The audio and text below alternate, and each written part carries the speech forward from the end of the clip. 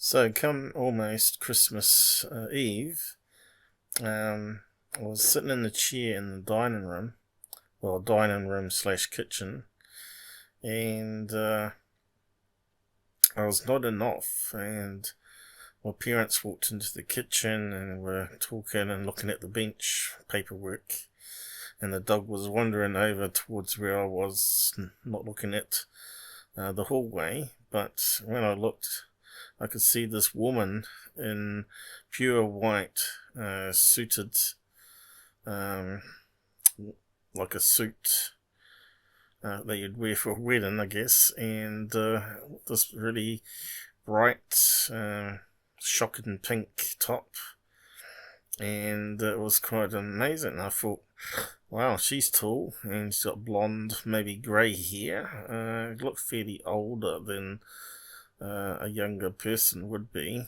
like maybe in the 40s, 50s. And I thought nothing of it because Dad sells honey, and he invites people in the doorway to stand in the hallway while he goes and gets it.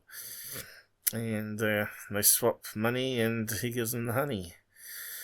So I just closed my eyes, blinked for a second, then opened, and the woman wasn't there anymore. And I said to the parents, "Where did the woman go?" And they said, "What woman? We're alone." And I thought, "Nah, you're having me on." There's a woman standing there in a solid white suit and a pink top, fairly tall. And so they looked in the hallway, no one there, and the door was locked. They had come down from the other side of the house. Nowhere near the door entrances. So yeah, mystery there. Was it possibly a paranormal sighting of an apparition? But if that's the case, why wasn't it transparent?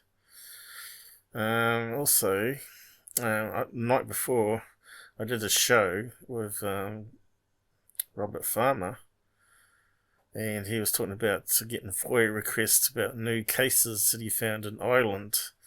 If you've not watched that episode, go and watch it. It's in a recent live stream. And maybe some cover-up there. So I don't know if that had anything to do with it. We're touching on something that someone paid a visit to say, be careful what you're doing. So in this case, we've got the woman in white, not the men in black, or the woman in white. Woman in white, not woman in black. Very strange indeed. So what does it mean? Well, it's been a few days now, and nothing has happened as far as I know, unless it happens in your sleep and you're not aware of it. But yeah, I've been really tired lately, can hardly stay awake during the day, so maybe I am being visited or being messed around with, I don't know. Alien probes. So yeah, I'll just keep you informed of what's going on and see where it develops, if anywhere. This is the first time I've seen what people would call a woman in white, tall grey, blonde. So yeah, I did actually do search online, and I'll bring up some screen snapshots of that and have a read of what it says there. But apparently there's a woman that looked identical to the one I saw, but it was only just a drawing. It wasn't a photograph or a video. And mine's just from memory, using a similar person, and I edited it a wee bit. But yeah, apparently this tall white visited a TV station. I'll see if I can find the article and paste it on the end here. Anyway, hope you enjoyed it, and good night, and I'll catch you up with the next episode, which hopefully will be the next sky watching episode. I've got some problems ironed out and to do some more testing and see how it goes. But it's been overcast lately, and I wanted to do a nighttime one with stars and moon and stuff to really test it out. But yes, so I'll see you soon. Anyway.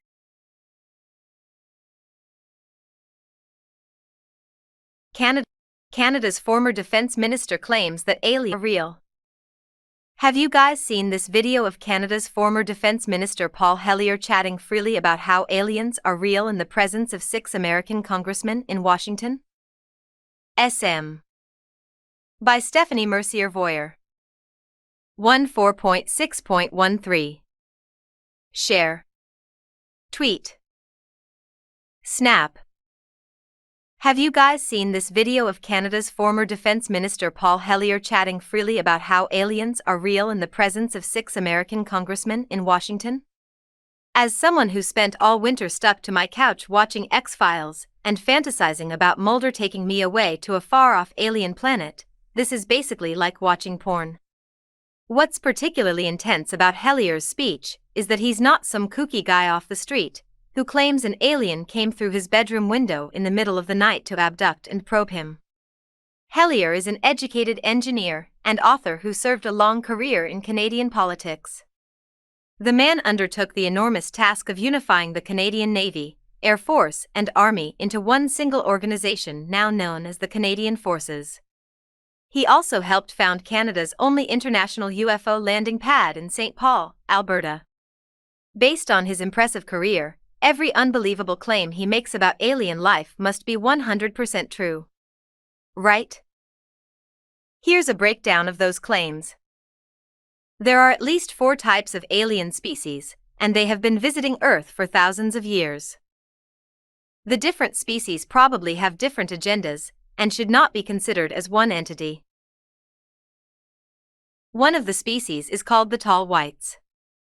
Hellyer claims that 2 of them are working with the United States. There are live E.T.s on Earth at this present time. A cabal formed by the Council on Foreign Relations, the Bilderbergers, and the Trilateral Commission, the International Banking Cartel, the Oil Cartel, and select members of the military are planning to create one world government. They are the ones suppressing the information about aliens from the public. But of course, this most recent extraterrestrial testimony isn't Paul's first involvement with the alien awareness movement.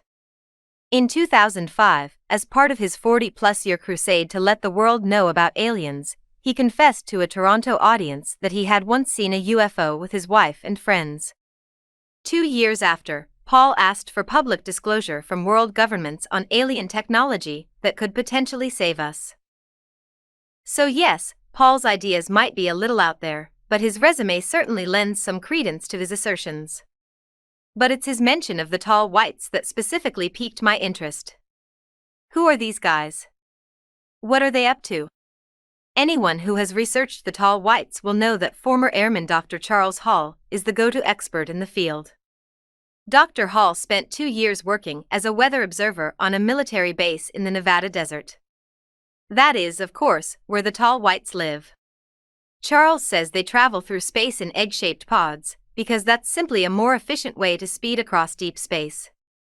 Some intrepid believers were able to spot large egg-like objects on Google Earth in the location where Hall said the tall whites lived. Which means that these guys totally exist. An alleged photo of a tall white is seen on an Australian morning show. Via. I'm now obsessed with the tall whites. I personally can't wait to touch their soft alien skin. Charles claims they're skinny, pale-looking humanoids made of flesh and blood like the rest of us. Apparently they look Scandinavian. Their eyes are blue and twice the size of human eyes, with transparent blonde hair. They can live up to 800 years old, and instead of becoming old, short, and wrinkly like us humans, the tall whites start growing taller when they reach 400 years old. Charles says that's the equivalent of 40 human years. For most of their lives, the tall whites are about 5 feet 11 inches, but they can grow as tall as 10 feet, which would make them really good at dunking on fools. Unfortunately, as they grow taller, their organ growth does not keep up with their skeletal growth, so they basically endure a deterioration process of 4 centuries as they slowly inch towards a natural death. Sucks for you, tall whites. Ostensibly, the tall whites struck a deal with the American government shortly after arriving on Earth. Charles Hall has alluded to some kind of technology exchange program, and Hellier has also implied that many of society's wonders are actually just swagger jacked from alien discoveries that have been clandestinely shared with our government. It's unclear what the tall whites got in exchange, perhaps their secret base, stocked with human food and human clothing, in the middle of the desert was enough for them, and if that's true, they are certainly a low-maintenance type of alien. It seems perplexing that a hyper-advanced species, which is able to travel through galaxies, learn English, oh yeah, apparently we taught them English, and establish contact with us would be dumb enough to give their scientific knowledge away in exchange for a couple of shirts. But maybe that's me just being a puny and materialistic human blob. Evidently the truth is no longer out there, the truth is right here in this blog post. Or perhaps Paul Hellier is just suffering from dementia. Personally, I would prefer to believe that the super Scandinavian aliens are real. Curiously enough, Hellier did mention that there was more information about the aliens than what he was ready to disclose publicly. He didn't think we were ready to hear the whole truth. Hopefully we can move towards a more accepting society that is ready to learn the secrets of alien life, and then maybe we can start seeing movies where these beautiful tall whites are the stars. Unless of course this is already happening. Follow Steph on Twitter at Smoyer. More about aliens.